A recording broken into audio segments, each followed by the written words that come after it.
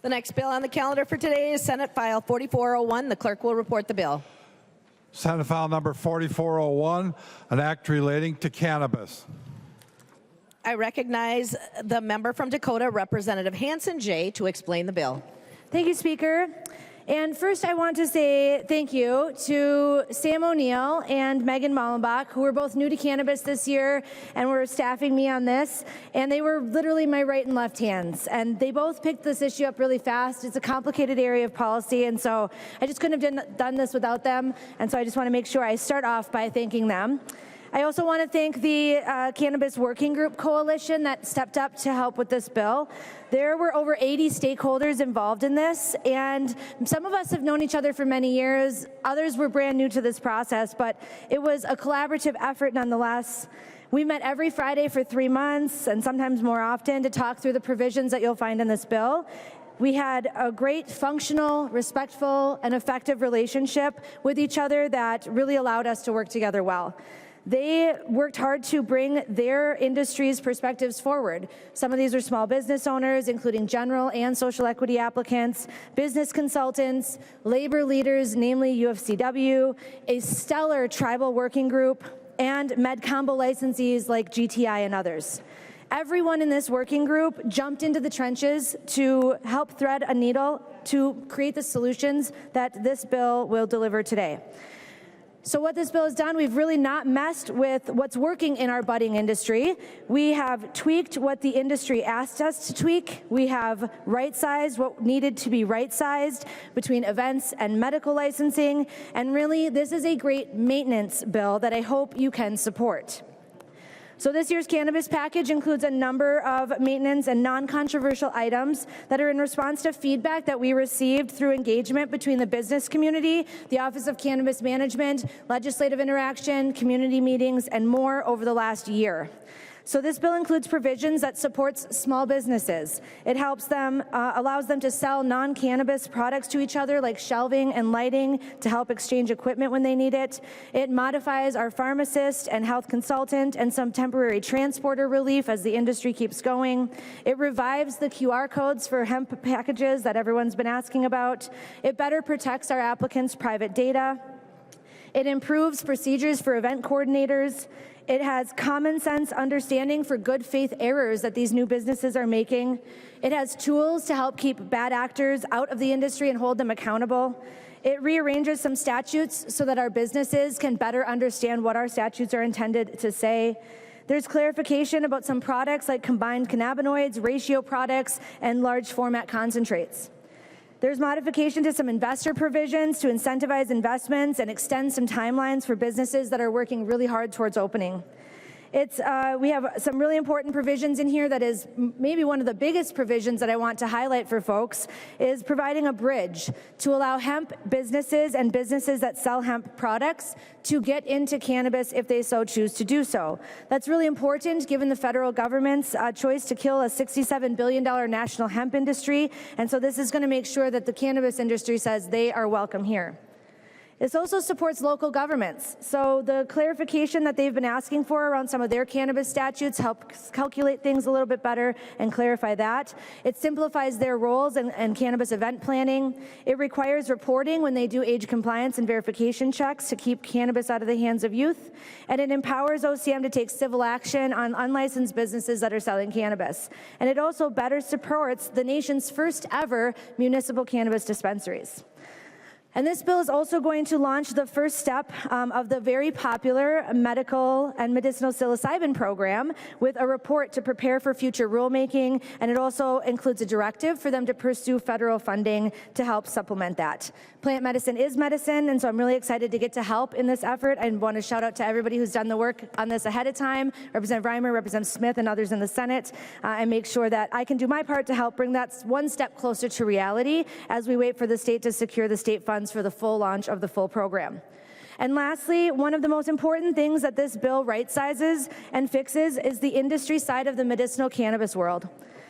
Patients have been experiencing limited access on medical products at just a few companies, and these are, adults and kids with chronic conditions like epilepsy, cancer, debilitating autoimmune diseases, and other conditions for which cannabis can really make life-altering and life-changing impacts. This includes kids who, with medicinal cannabis, when they have conditions like this, it allows them to do things like eat and go to school and play and have a normal or more normal, closer to normal childhood than they otherwise would without access to this.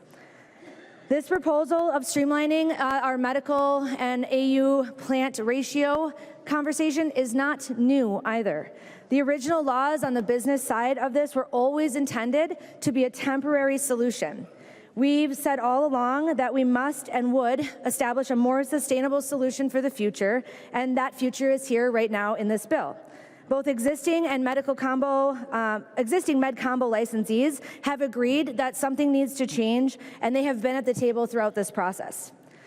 The current businesses in the medical lane have told us loud and clear that the existing model that mandated a grow and sale ratio was not going to be sustainable for them long term. And so this work to find the best solution has been underway for over a year, and it's been with their and others' engagement and involvement. And so here, with that said, here's what we're adjusting to really meet that moment and be sure that we're answering those calls to action from the various stakeholders there. So the medical combination licenses will be renamed as macro licenses with adjusted requirements beginning on 1/1/27. The godforsaken and much hated ratio is officially going to be eliminated, which will empower more businesses to participate in that medical lane and simplify that process for those businesses, both in the expectations we have of them and the administration. It also corrects the inaccurate canopy estimates that were shared with us in 2023 that influence the numbers that are currently in law right now and in the statute, and it officially right-sizes that number based on actual empirical data and establishes those outdoor limits. It also makes sure that the products that patients, especially children, that they really need are named in law and will be available by other names if we need to expand that on the OSAM's website. And it mandates that they be in stock at our new macro companies and available within 24 hours at smaller businesses. And they're also going to be sure that those secondary products are expedited for testing so that we don't see a bottleneck there. It also puts caps in place on these macro businesses to be sure that they are tied to the market need to prevent oversaturation. And it's going to require that any businesses that reach that level have been in our industry and operating for 2 years. We've not messed with, again, what's working in our budding industry. We have, again, tweaked what the industry has asked us to tweak and the community said needed to be tweaked. And we are right-sizing all of these things, again, like events and the medicinal side of things, because this is what a maintenance bill looks like. This coalition, again, has been made up of over 80 stakeholders with these small business owners and so many more people that have come to the table. And I'm just really thankful, again, to everyone who jumped in the trenches to try to get that done. So I, again, want to say thank you to everybody, and I would ask for a green vote. Thank you. There are no amendments at the desk. The clerk will give the bill a third reading. Third reading, Senate File Number 4401. Discussion to the bill. I recognize the member from Anoka, Representative West. Thank you, Madam Speaker, and it's great this bill is coming to the floor. Minnesota's cannabis rollout has been nothing to write home about. Just talk to anybody trying to navigate the regulations set out. It has been absolutely brutal. But this bill does make it quite a bit better in numerous areas. We've got thousands of applications in from a variety of applicants, but only a tiny smidgen of them are able to get started. And one of the biggest barriers for any cannabis business is access to capital. It's a very, very risky business with a 40% average bankruptcy rate of failure within the first 5 years. And the existing regulations only allowed owning of a single cannabis business, and then you could own up to 10% of another, but you're not allowed to have any say in it. When you think about trying to make that industry grow, that's an insane proposition. So the only people who are currently operating right now are either very lucky or they already had liquid capital to work with. So when you think about our poor social equity applicants, they are in a brutal situation, just trying to scrape money to buy. Thankfully, this bill at least opens up a door for them to attract more investment by allowing an individual to own 4 social equity licenses at up to 33%. So they can actually value these businesses at what they should be valued as, and an investment wouldn't be as a charitable contribution, which is basically what it is. It's a charitable lottery ticket at this point, and this makes it a real investment. This is crucial for the many, many applications you see if you look at the licensing dashboard that have been created. Now, there's a lot of other good things, but the worst part of the bill is the canopy cut in the med combo license. Now you hear us say, okay, this was a temporary thing. Everybody knew this was temporary. Well, it's not what the law said, and the businesses have to operate under existing law. So when you change the rules midstream, without regards to the consequences of the investments made by those businesses, well, you're going to find yourself in litigation, and rightfully so. Well, I would agree that eliminating the ratio, which last year we advocated it's ridiculous to do canopy, we should move to a pound, point of sale tracking, and manufacturing tracking. The idea that we're going to start this at the canopy is just ridiculous, and everybody knew it. It's a terrible system, but we still went ahead with it anyway. Now we're fixing it, and with the fix, yes, very important, 90,000 is too high, but cutting that all the way down to 38,000 is ridiculous.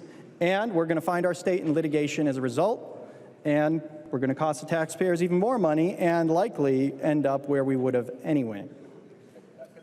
This bill saves the hemp industry. Now, the hemp industry has been dealing with a lot of regulations at the state level, but there's also the federal ban, and it has been a tough area for them to succeed. This creates new products for them to sell, as well as their ability to function in the cannabis space should they need to. It's been a long and arduous process working on this bill. It's actually pretty large for the last few bills. We're going to be closing out session. But with the changes we see here, we're fixing all the litany of problems this market has, opening up a little more opportunity so that people can succeed and we can have a thriving market that isn't dominated by just a few players. So my hope is, as we go forward, we can continue opening up opportunities for everyone in the cannabis space to succeed, build real businesses, and stop trying to crush them with an absurd amount of regulations and like just punitive anti-business mindsets, because it is a business and Minnesota is in desperate need of economic growth, and this will be one of the few areas that we should see amazing growth in as long as we don't squander it. So while the bill isn't perfect, I would say it is a very, very good bill with that one enormous exception. And I really appreciate all the staff who helped work on it. It was kind of a last-second journey like everything else around here. And particularly, I want to thank my CA for Children and Families who stepped up to help on cannabis issues, Ryan Woods. And she is a recent Minnesota immigrant who came from Wisconsin. So Washington, which was super helpful when navigating where we're at right now and bringing a whole lot of help that we all know I desperately need. So members, I urge you to support the bill, and we can move on. Discussion to the bill. I recognize the author, Representative Hanson J. Thank you, Speaker, and thank you, everybody, for your help on this. I'm really looking forward to getting this going. And again, just huge shout out to Sam O'Neill and Megan Mullenbach, Eric Anderson, all the work you did. It was your first year doing this, and you did amazing every single step of the way, no matter what bumps came our way. And I just want everybody in the public to know, like, all of us legislators here, we're great, but we're nothing without our staff. And I think on cannabis, that's exceptionally true. And so all of the past folks who worked on cannabis, thank you for being a mentor to our new staff this year and for doing that. So I would ask for a green vote. Thank you. The clerk will take the roll.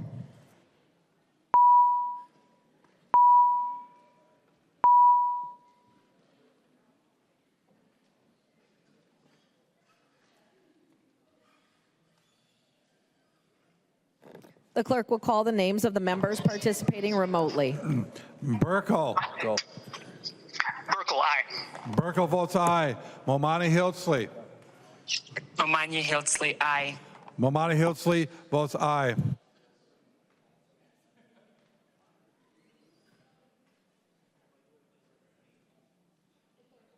The clerk will close the roll.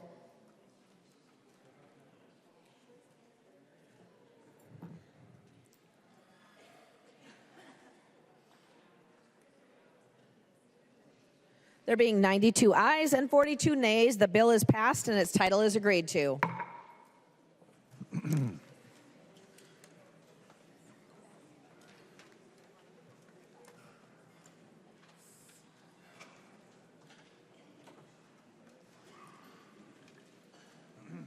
The next bill on the calendar for today is Senate File 1943. The clerk will report the bill.